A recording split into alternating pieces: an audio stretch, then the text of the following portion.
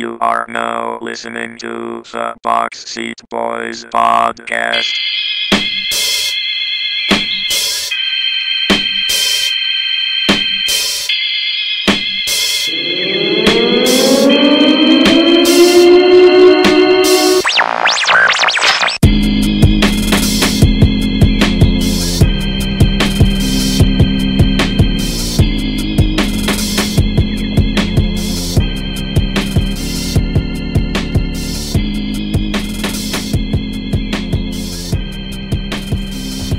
What's up, guys? It's Josh back with another episode of the Box Seat Boys. I hope everyone had a great Christmas, a great holiday. Really, for headlines, we're going to talk about one thing and one thing only, and that is the NFL playoffs. So let's get right into it. Box Seat Boys Sports Headlines. We have basically the AFC. It's, in my opinion, a two-team race with the wild cards, but we'll run through the whole scenario. We have the Pats and the Steelers. They locked up their first round buys. Patriots are the 1 seed. They locked up home field advantage, which there's still the controversy of the whole catch thing and who should have won that game. But either way, that's the way it is right now. The Jags and Chiefs, they locked up their division. Baltimore and Tennessee, they basically control their own fate.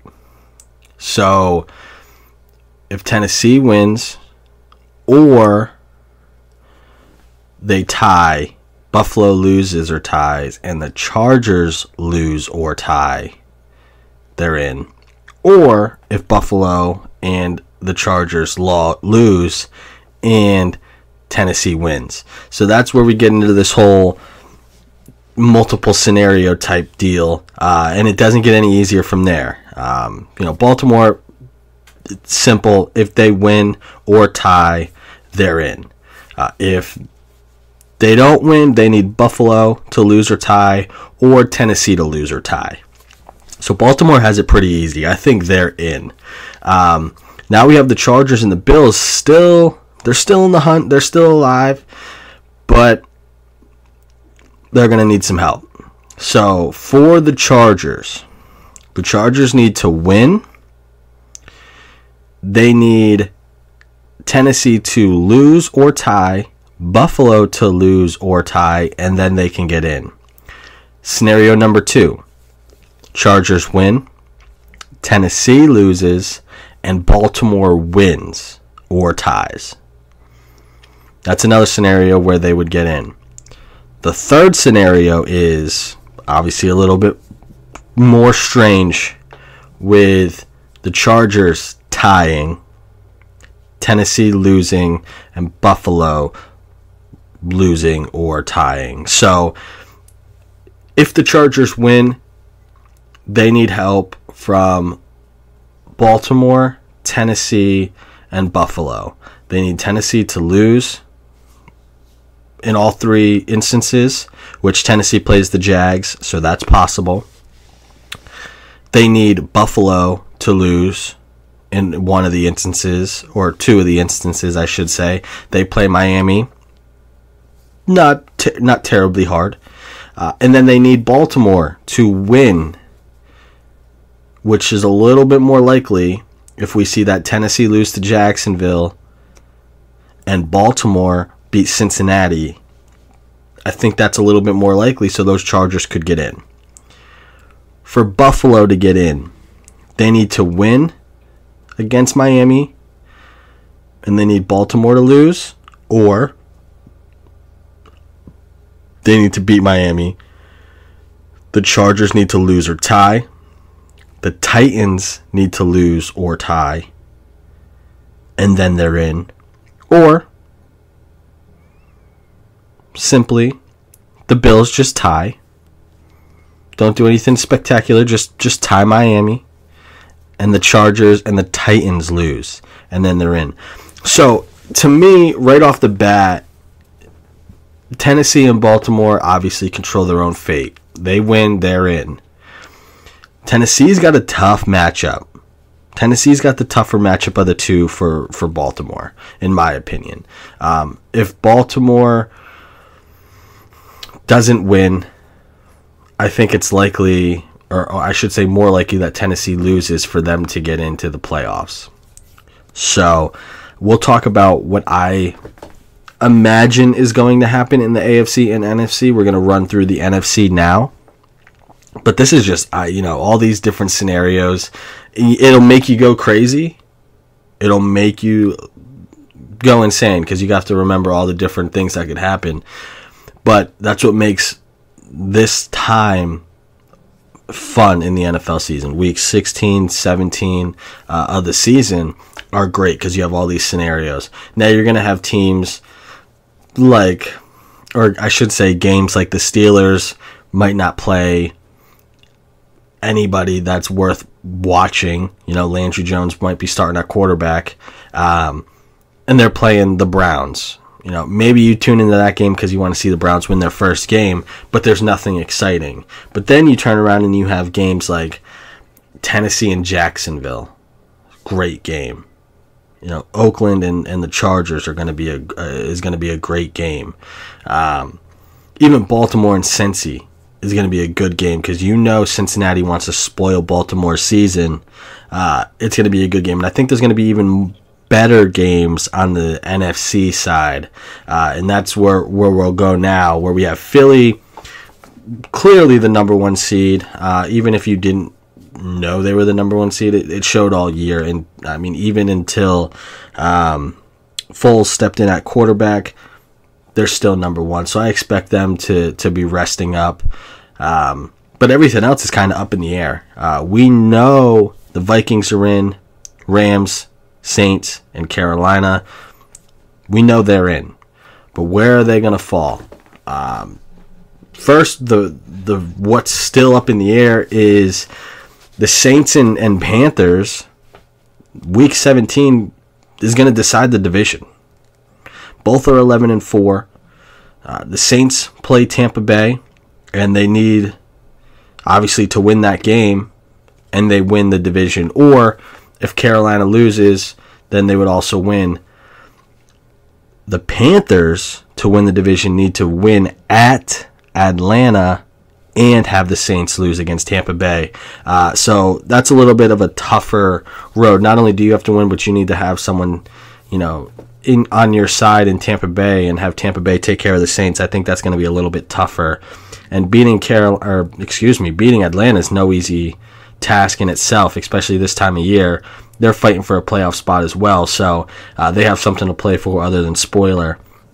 So I think what's going to happen is we're going to see the Saints end up winning that division, just because of what they're going up against.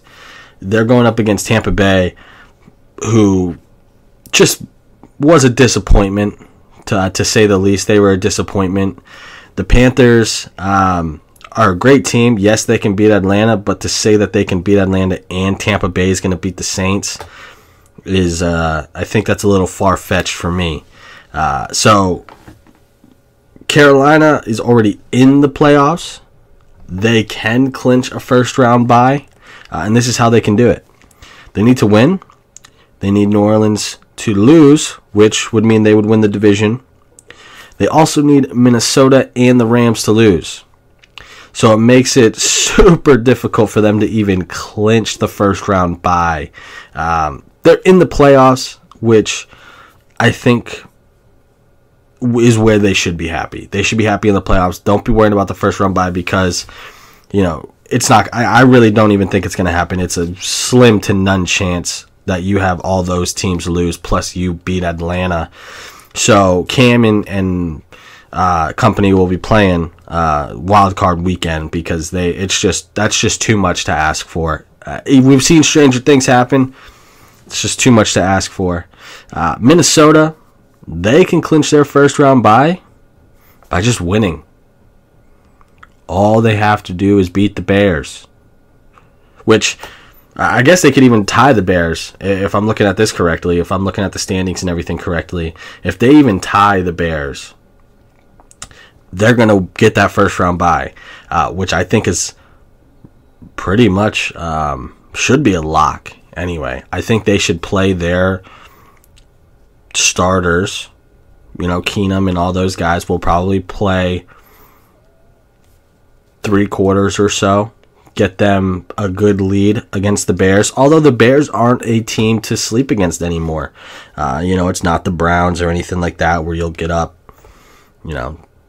20 points at half or anything like that. I think the Bears are a real solid team now. Minnesota's better. They might be better than Philadelphia, and I believe they are better than Philadelphia without Carson Wentz. I think Minnesota's the team in the NFC to fear if Philly doesn't have Carson Wentz, which obviously they don't. So Minnesota right now is my favorite coming out of the NFC, and I think they're going to get that first round bye by beating Chicago. If they, for whatever reason, don't beat the Bears, Carolina loses, or New Orleans wins, or the Rams win, they're in. So, they have the best possibility to get in my opinion. On to the teams that are still alive. We have Atlanta and Seattle for that last wild card spot. Atlanta can get in if they beat Carolina. All they have to do is beat Carolina and they're in. If they don't beat Carolina, then Seattle has to lose. The weird situation is if both teams tie. If Atlanta and Carolina tie and Seattle and Arizona tie, then Atlanta would get the tiebreaker and get in the playoffs. So, right there, just the fact that Atlanta has a tougher matchup had me leaning towards Seattle. Seattle needs to win and Atlanta to lose to get in. Obviously, that doesn't bode as well as if you win, you're in for Atlanta. But at the same time, playing Atlanta this time of year, they know they need to win to get in the playoffs. I don't know if I would want to play Atlanta right now. I don't know if I would want to play Atlanta. I'll tell you this. I'll give you my playoff scenario, what I think is going to happen. So for the AFC, obviously we have the Steelers and the Pats. They get the bye. Jaguars and Chiefs are the 3-4. The wild card spots, I think, are going to go to the Ravens. As I mentioned, I think they're going to beat Cincinnati. And I think the Chargers are going to get in. Here's why. I think they are going to beat Oakland.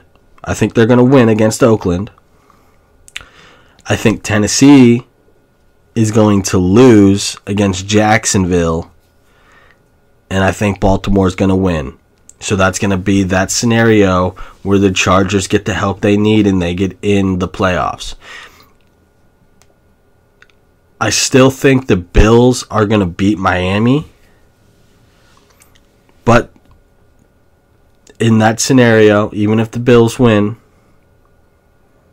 if Tennessee loses, then they need the Chargers to lose, and they think the Chargers are going to win.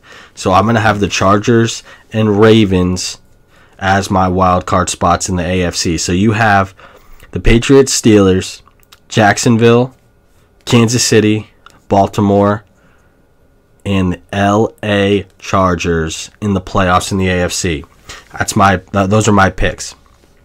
For the NFC, my first round buys are going to go to Philly and Minnesota.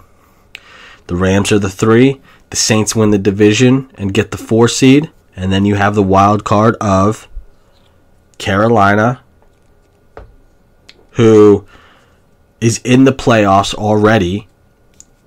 So they're only trying to play for that first round bye, which is not going to be easy for them to get. And Atlanta, who has a lot more to play for. They're trying to at least get in the playoffs.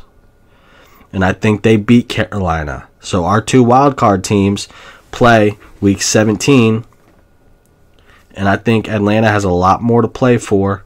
And Atlanta comes out on top and makes it into the playoffs. So for the NFC, you have Philly and Minnesota 1 and 2. The Rams, Saints also winning their division. And then your wild card teams are Carolina and Atlanta. I'm telling you, it's going to be a fun playoffs. It's going to be really fun. You have, your normal teams in the Steelers and Pats. You have the Ravens in there. The Jags, who I did not expect to be making the noise they are this year. The Chiefs started off really strong. Going to make the playoffs. Who knows what kind of Chiefs we're going to get? Are they going to be the Chiefs like we saw play against the Patriots, or are they going to be that lose 6-7 type Chiefs we saw in the middle of the season? Chargers, they're like that steady Eddie team. They're a solid team, but are they good enough to, even as a wild card, come out and make some noise? You have the teams that dominated in the NFC. Philly don't have their quarterback. The Vikings, I think they're the best team in the NFC right now. The Rams are right behind them. Can anyone stop the Saints and Drew Brees? Cam Newton in the playoffs, that's a tough guy to beat. And then Atlanta, we saw what they did last year until the Super Bowl. So I think the matchups that are going to be presented in this playoff from the wild card weekend all the way to the Super Bowl is going to be absolutely insane. And it's going to be kind of that edge of your seat, those edge of your seat type games where anyone could really beat anyone. Every team has a weak spot.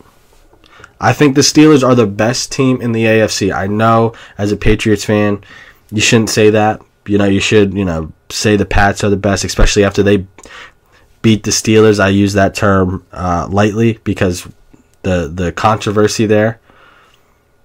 The Steelers are just that good. Their offense is that good. Yes, the Patriots have the greatest quarterback of all time, and I will say that without any hesitation.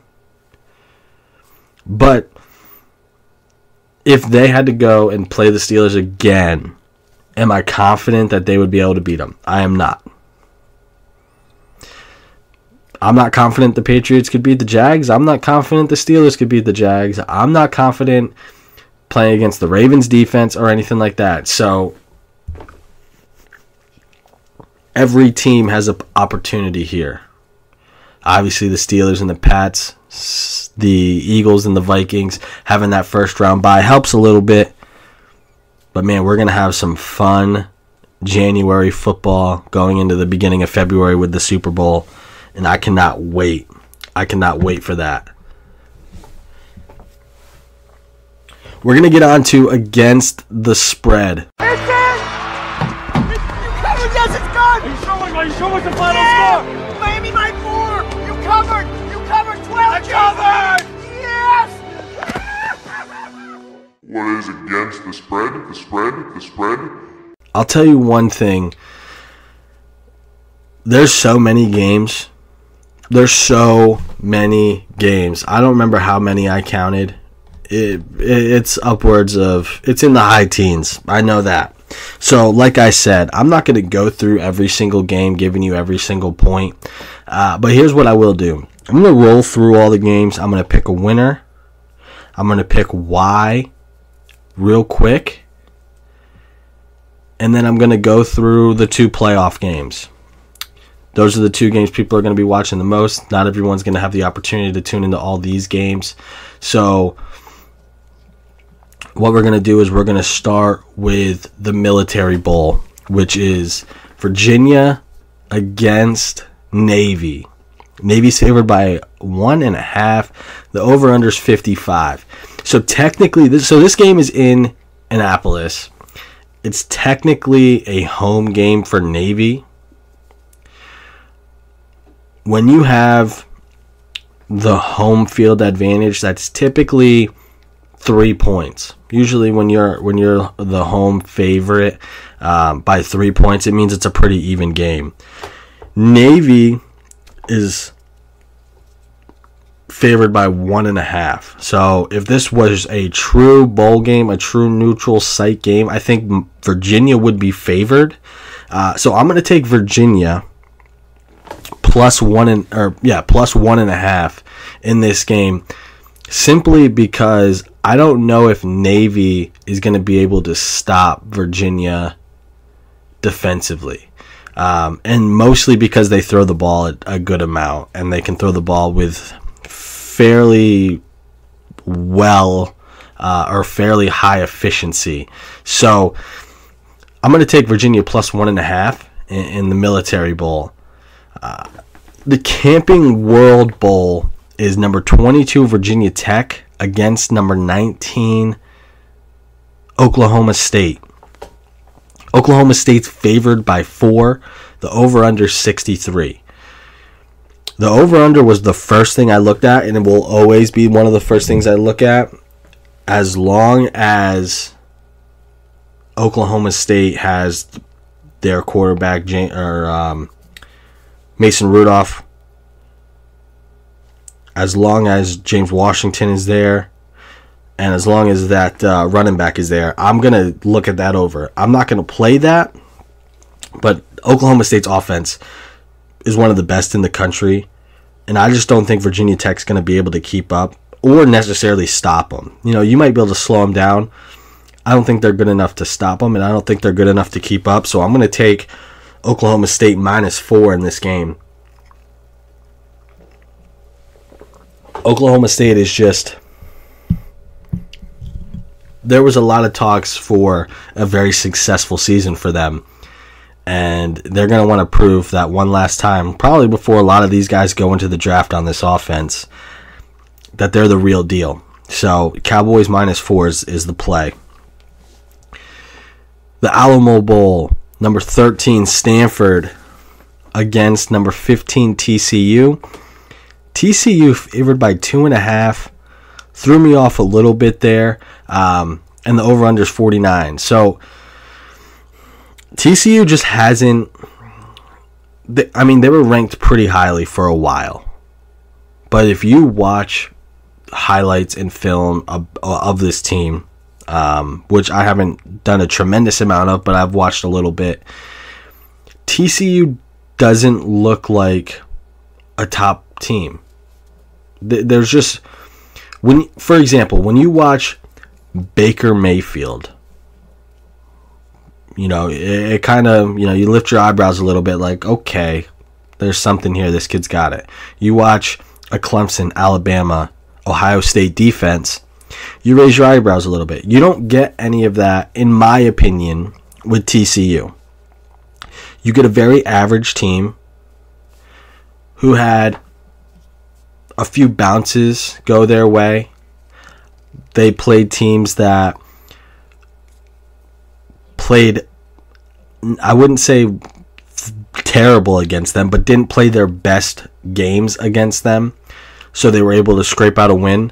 I just think Stanford's a better team. Stanford and Bryce Love, that front of Stanford is going to wear down TCU. They're going to control possession. Bryce Love's going to have another big game. And I wouldn't be surprised if Stanford won this game outright, but they're going to keep it within a field goal.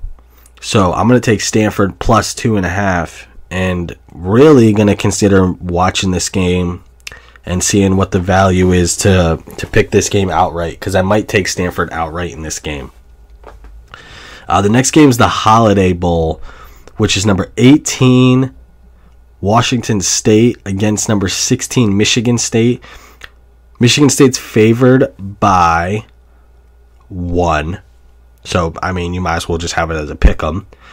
The over-under is 46. Luke Falk and the Cougars offense is one of the offenses that you really are going to have trouble preparing for. Michigan State played Ohio State and, you know, other explosive offenses.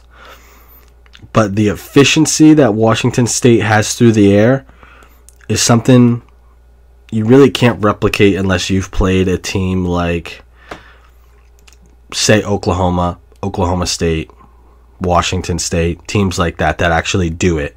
I don't think Michigan State's secondary is going to be particularly ready, even though they've had time to prepare. And I think that the Cougars are going to win this one outright. It just, the matchup, a Big Ten matchup, smash mouth football against a Pac-12. They want to air it out. They're going to stretch Michigan State's secondary very thin, and they're going to have some trouble, I think, stopping some of the bigger plays that Washington State's going to be able to come up with.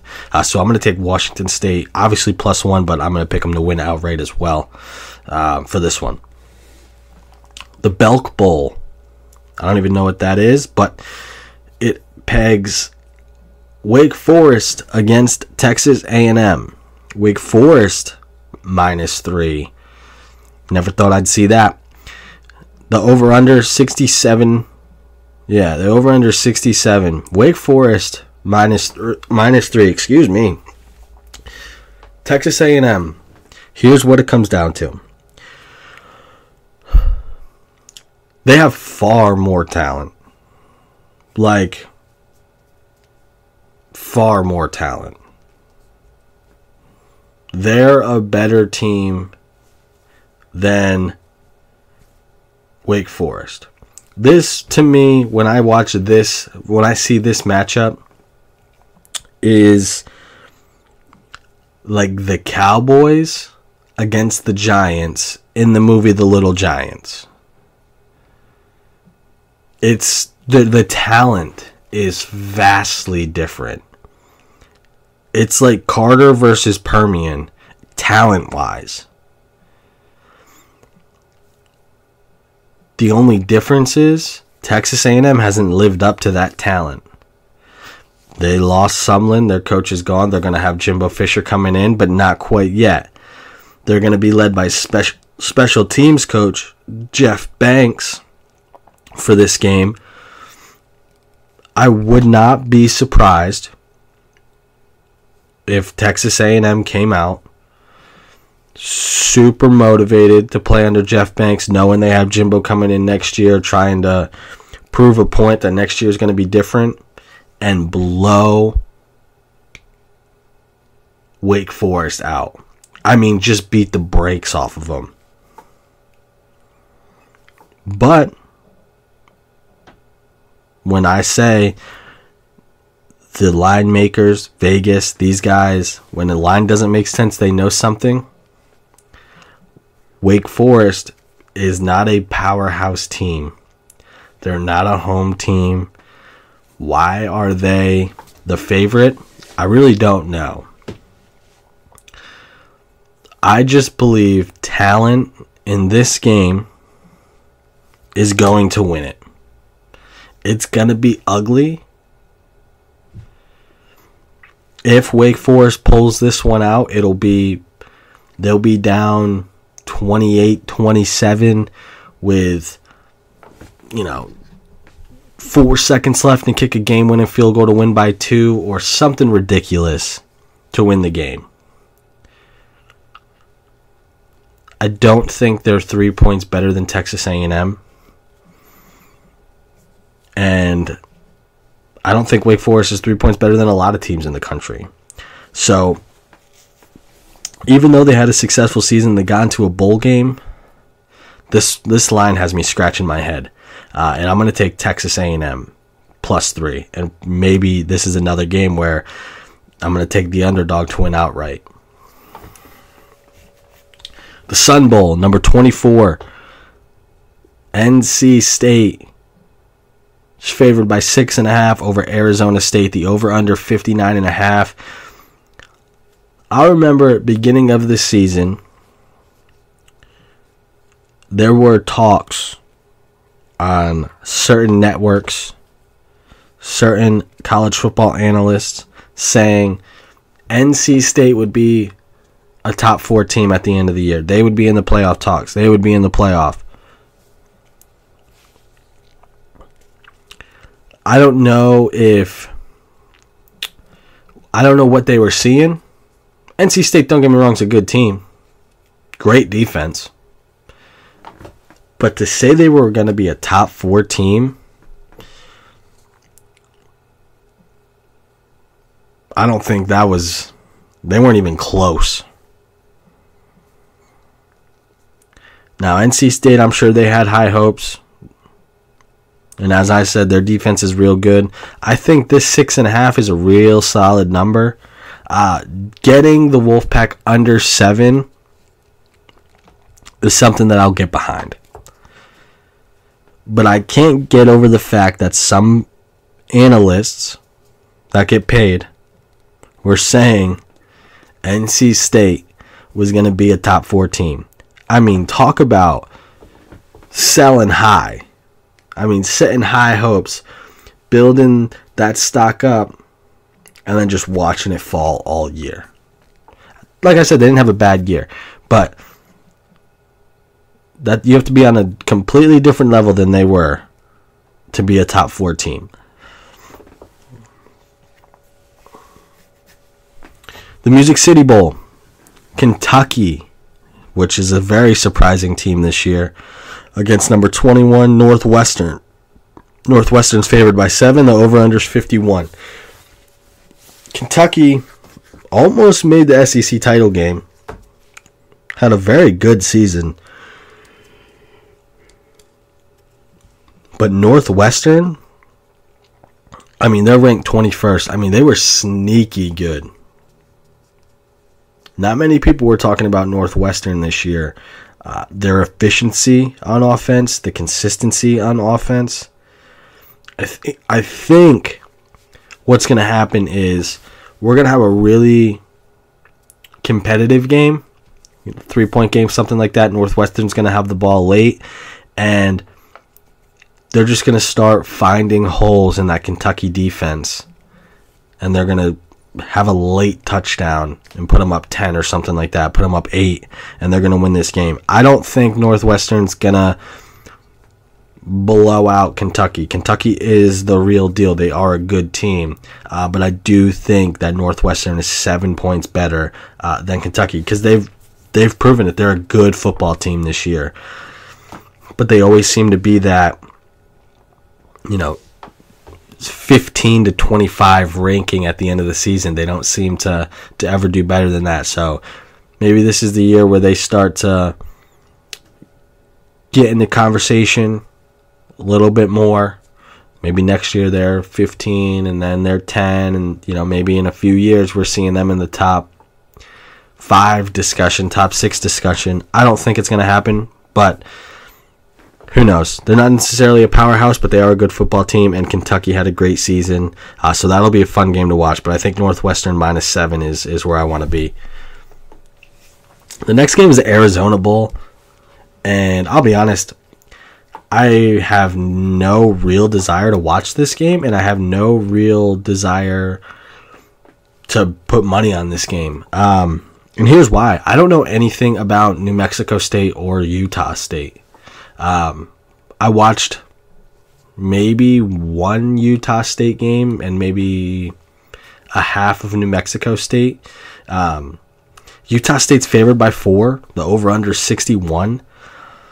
Like I said, I don't know much about them. Here's what I do know from what I watched from New Mexico State is their passing game is efficient. I looked up some of the stats as well. They can move the rock through the air.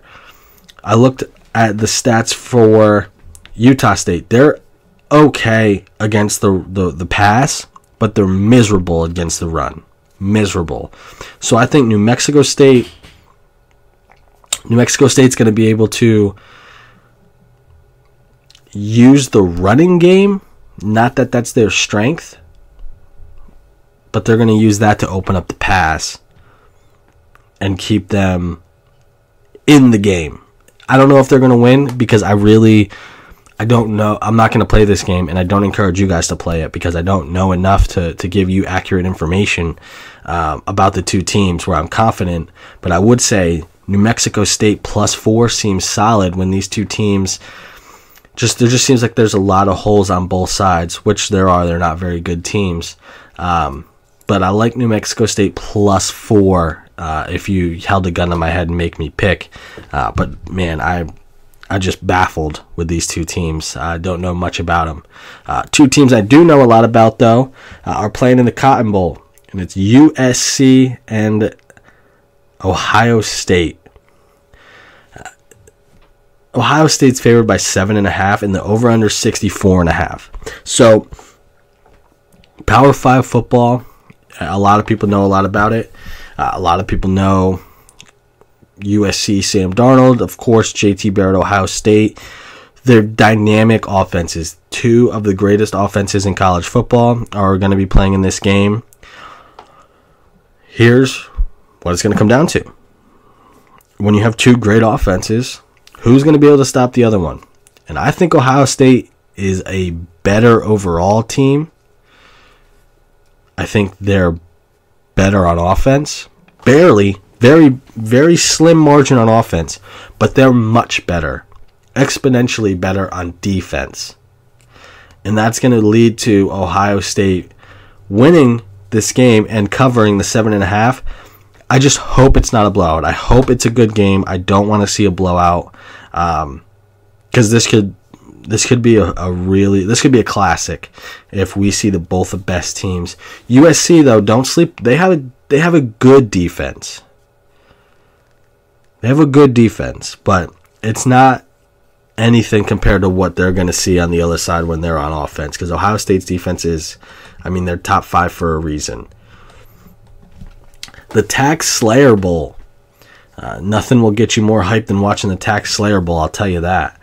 You got Louisville against number 23 Mississippi State. And the reason I say nothing's going to get you more hype, because you are going to see one of the most athletic quarterbacks in the country playing in Lamar Jackson. And that's the difference. That's literally the difference in this game.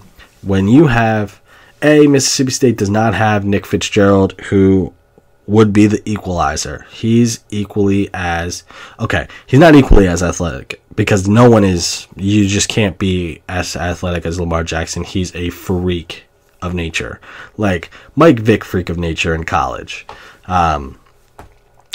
Nick Fitzgerald's not that athletic, but he's a playmaker. He's out. He was injured earlier in the year, and Mississippi State took a little bit of a tumble with their competitiveness, but they're 23rd. They're still a good team. You just can't prepare for Lamar Jackson. You can't. I don't know how you simulate it. He's just he'll beat you deep with his arm. He'll beat you with his legs. You got to force him into bad throws. You got to keep the pressure on him. And I don't know if Mississippi State is going to be able to do that. I'm going to take Louisville -6.5. Strictly because Lamar Jackson is a touchdown difference. He's a difference maker in the game. So I'm going to take Lamar Jackson. Basically, Lamar Jackson -6.5. The Liberty Bowl. Iowa State versus number 20 Memphis. Memphis is favored by 3.5. Over under 66. So when I first looked at this, I said, wow, Memphis -3.5 is a steal. But you know what? That was when I was thinking about Iowa State back in the day. Before they were competing with the Oklahomas, Oklahoma States, TCUs. Before they were the Iowa State of this year. Iowa State is a really good football team. A really good football team. Now, yes, I still like Memphis's offense. Wow, I couldn't get through that. I really like their offense. But Iowa State, their defense, they've played these types of offenses before. They've had success, i.e. Baker Mayfield. They can score themselves. I expect Iowa State to keep this one close. I don't know if they'll win, But I think they can keep it within 3.5. So I'm going to take Iowa State plus 3.5.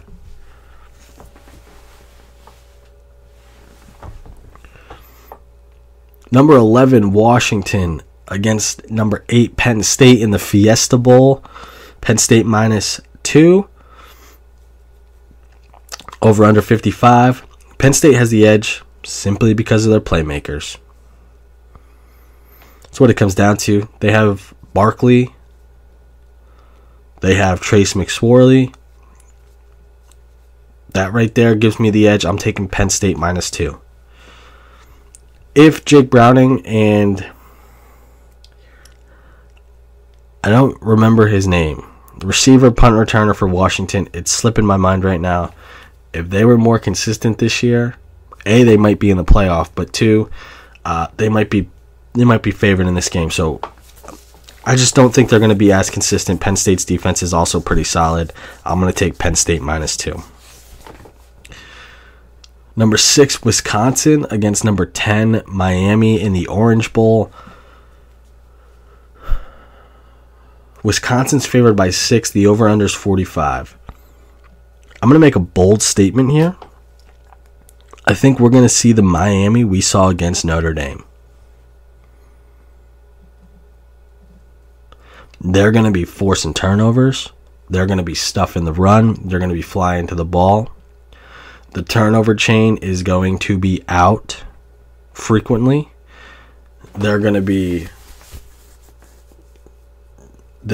Miami's defense is going to make up for the lack of offense they're going to be able to provide against Wisconsin. Wisconsin's defense is very good. I think this is going to be a low-scoring game, and I think Miami is going to take that step of, we were so close this year, we'll be there next year, and they're gonna keep this game close because Wisconsin's going to be a good team again next year. I think Miami +6, and this game is close. We might see Miami win this one, but I think I'm confident in them in just saying they're going to keep it within 6. The Outback Bowl, Michigan against South Carolina. Michigan's favored by 7.5. The over-under is 43. This is real simple. Michigan has not impressed me in one bit on offense. Quarterback plays awful. There's little to no protection at times. I expect South Carolina, who had a great season, to keep this within 7.5. Keep it within a touchdown, and you cover. And I think they're going to keep it within a touchdown. So I'm going to take South Carolina +7.5. Number 12, UCF. I almost said USF. They already played. UCF against number 7, Auburn. Auburn's favored by 9.5. The over-under's 67, and this is the Peach Bowl. So Auburn, clearly the better team. I mean, just talent-wise, they're the better team. And you can say all you want to get about UCF going undefeated and how good of a season they had. It's a lot different when you're going up against teams like Auburn. If UCF played the same schedule Auburn had, I would doubt they would be 13-0 or whatever they are.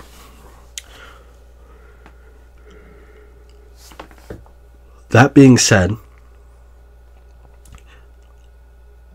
UCF should be able to keep it close just because of how good their offense is. They might be out-muscled by Auburn. I don't know if Auburn's going to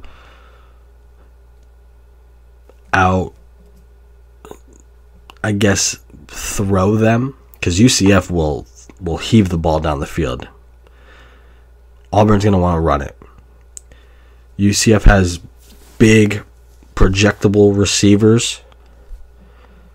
You know, they're going to want to go up and get the ball. I don't know if Auburn's going to be able to compete with that.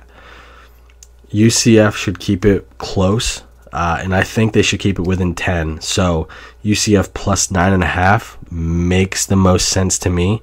And other than pure fact that their offense is so good, I'm really just rooting for them. I don't know if I'll necessarily play this game just because we don't know. We haven't seen UCF against a team like Auburn. But, man, do I want to see UCF go out there and prove that they're the real deal this year. The Citrus Bowl is number 14 Notre Dame against number 17 LSU. LSU is favored by 3. The over-under is 51.5. We should see a pretty defensive game here. Notre Dame was a top 4 team for a while. I wouldn't say a while, but at one point this year they were a top 4 team. It wasn't a while. I expect Notre Dame to keep this one close, but not necessarily within 3 points. LSU is a really good team, and I think they're going to win this one, by a touchdown. It's still going to be a close game, but to keep it within 3 is going to be tough. I think LSU is going to cover the 3 points in the Citrus Bowl. And that's going to take us to the playoffs. So we have the Rose Bowl first, is number 3 Georgia, obviously against number 2 Oklahoma. Georgia's favored by 2 points, and the over-under is 60. So when I look at this game, here's what the first question that came to mind. Can anyone, not just the Bulldogs, can anyone stop Baker Mayfield and the Sooner offense? I mean, the season that they had was incredible. There was no spot too big for Baker Mayfield, going to Ohio State and playing in the Big 12 title game. There was no spot too big for that kid. Can anyone stop him? And then you think about who Georgia has, not player-wise, coach-wise. They have Kirby Smart, who one of the best defensive coordinators in the country when he was at Alabama, turned Georgia into a really good defensive team since he took the helm a couple years ago. Now you're going to give him extra time to prep. Kirby Smart, if I was going to pick a defensive coordinator to prep at the college level for another team, it would be between him, Saban, maybe Dabo, if I had to pick a coach. But Oklahoma isn't just all offense. They have to play defense too, and that's where the problem's going to be. Can they stop Georgia's run game? Because Nick Chubb and Sony Michel are not your middle-of-the-road backs. Both of them are premier backs. You're not going to get a play off with them in the backfield. They can both catch the ball out of the backfield in screens and, split out wide. Sony Michel's a little bit better at it. It's really hard for me to do this, and it's really hard to pick against the best player in college football. But when he has no defense helping him, I mean, Oklahoma's defense is not good. When you give Kirby Smart about a month to prepare, I'm going to take Georgia. I'm going to take Georgia -2 to move on to the national championship. Even though I think the best player in the game, the best player in the country, the best offense in the country is Oklahoma. I just think that their defense is going to let them down, because if the Bulldogs stop Mayfield a handful of times, I'm not confident Oklahoma's defense is going to be able to stop Georgia. I'm going to take Georgia -2. Then we have the Sugar Bowl. Number 4 Alabama against number 1 Clemson. The over-under is 47. So, as I said, Clemson's number 1, Alabama's number 4. Alabama is favored by 3. I mean, Vegas loves Alabama. The committee loves Alabama. It is really hard to bet against them. Nobody wants to bet against them on a week-to-week basis, never mind when you give them almost a month to prepare. But I would argue that that's the same thing for Clemson. You don't want to give them extra time to prepare. You don't want to bet against them either, because here we are once again in the playoffs, and it's Alabama and Clemson. This time it's not a national championship, but they're meeting again in the playoffs. I mean, this is turning into the Cavs Warriors of college football. Clemson doesn't have Deshaun Watson this year. They have Kelly Bryant, but he might be that next best thing for Clemson. You really can't replace Deshaun Watson, but Kelly Bryant, he's bigger. I don't think he's as fast. Maybe he's just taller and his strides are longer. He doesn't look as fast, but he makes plays.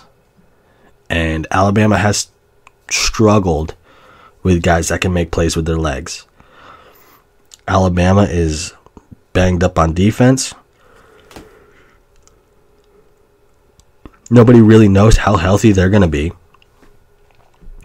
Clemson's defense, in my opinion, is better than they were last year. This game opened up at Alabama favored by 1.5. Now it's moved to 3.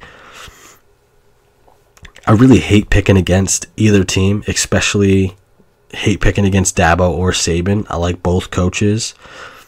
When they have extensive time to prepare, they're almost unbeatable. Here's what I think about this game.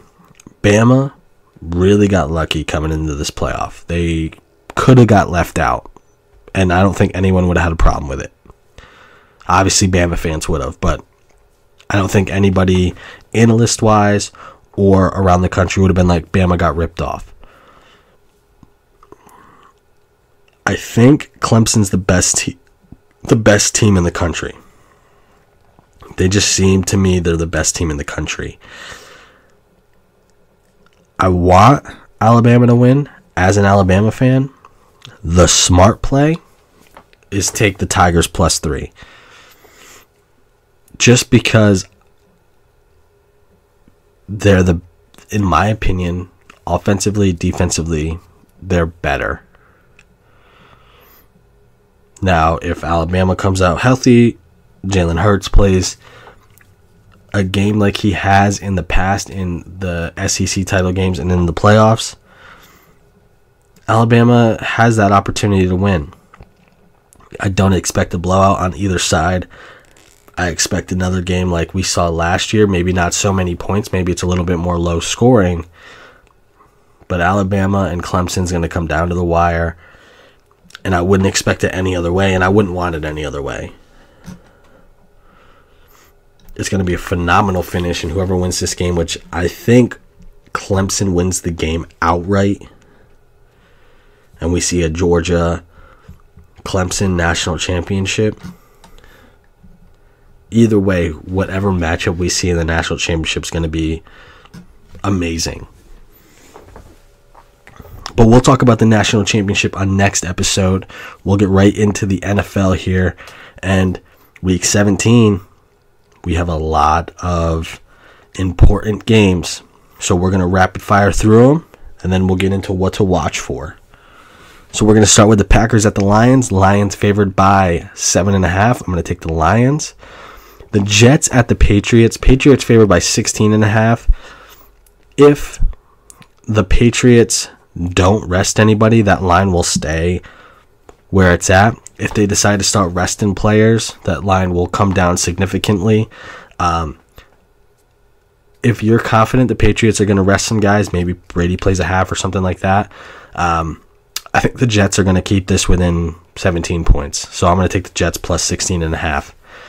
The Texans at the Colts. Colts minus 3.5. I'm going to take the Colts. The Browns at the Steelers. Steelers minus 15.5. Again, it really depends on who's going to play in this game. You know, the Browns are awful. If the Steelers play everybody, they're going to win easily. 3 touchdowns, probably. The Browns, they're going to get the number 1 pick. They already locked it up, so it doesn't even really matter at this point. But I'm gonna just pick the Steelers minus 15.5. I might just lay off of it until later in the week to see who's actually going to play. But if everyone plays and they play the full game, I don't see why the Steelers wouldn't cover.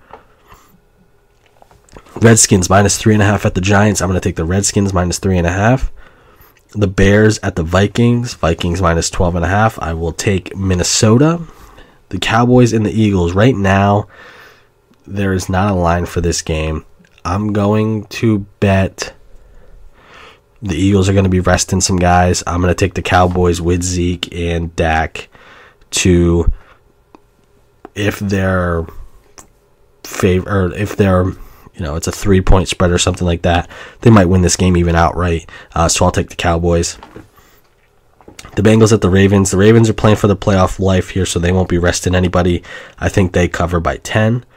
The Bills at the Dolphins. Bills also playing for their playoff life, so I think they cover by 3. The Panthers at the Falcons. Falcons minus 4. I'm taking the Falcons. As I said, I think they get in the playoffs. The Saints minus 7.5 at the Bucks. I think the Saints win by 7.5. The Jags and Titans. I don't have a line for this one yet, but I think Jacksonville wins this game. As long as this is within 7.5, I'll probably take Jacksonville. Oakland at the Chargers. The Chargers minus 7. I'm taking the Chargers. What's next?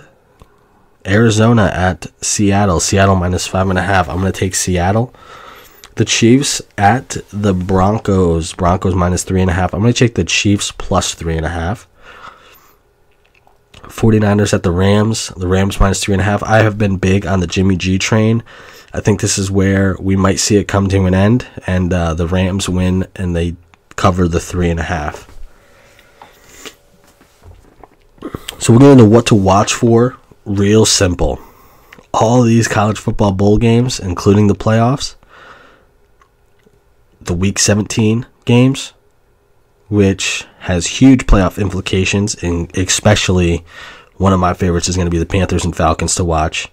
But watch obviously all of them because there's different things that could happen. And then the last thing, the new year will be here. Watch the ball drop, watch the festivities in New York City. If you're into that kind of thing, that's not my deal. I won't be watching that. But if you're into it, that'll be on every channel, it seems like, in America. In the sporting world, 2017 was amazing. I hope 2018 is just as great, and I hope 2018 is great for everyone out there. I hope everyone has a happy, healthy new year. And I will see you guys in 2018. Take care, everyone.